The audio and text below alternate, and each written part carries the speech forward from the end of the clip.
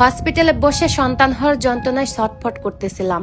তখন ডাক্তার এসে আমার শাশুড়িকে বলল, পেশেন্টের স্বামী কোথায়? তখন আমার শাশুড়ি বলল, আমার ছেলে তো দেশের বাহিরে থাকে। তখন ডাক্তার বলল, স্বামীর সাথে একটু পেশেন্টের কথা বলিয়ে দিন, কথা বললে মনে সাহস পাবে, মনটা একটু ভালো হবে।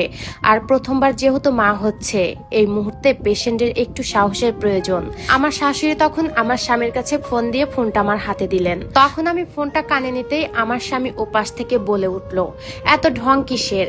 দেশে কি শুধুমাত্র তুমি একাই মা হচ্ছ, আর কেউ মা হয়নি? আমি তখন আর কিছু না বলে ফোনটা কান থেকে সরিয়ে নিলাম, আর আমার দুই চোখে অনবরত পানি পড়তে লাগলো। তখন আমি মনে মনে বলতে লাগলাম যে আমার প্রসব ব্যথার যন্ত্রণা বেশি হচ্ছে নাকি আমার স্বামীর বলা কথাগুলোর যন্ত্রণা বেশি হচ্ছে। সেই দুপুর থেকে রাত পর্যন্ত আমি ব্যথায় শুধু ছটফট করতেছি।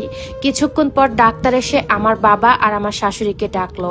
ডাক্তার তখন বলল, রোগীর যেহেতু জরায়ুর মুখ খোলে নাই, তাই আমরা সিদ্ধান্ত নিয়েছি রোগীকে সিজার করানোর জন্য।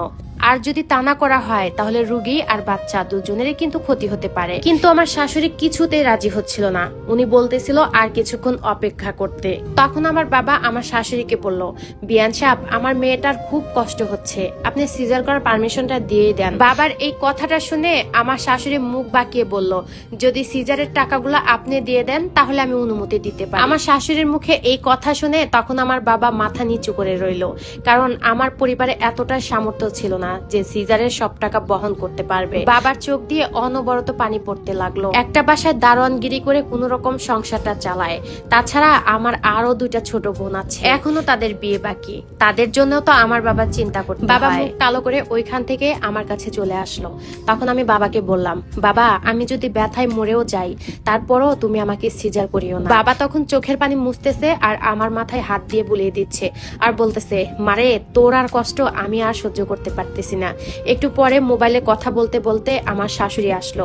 মনে হয় আমার স্বামী কল দিয়েছে।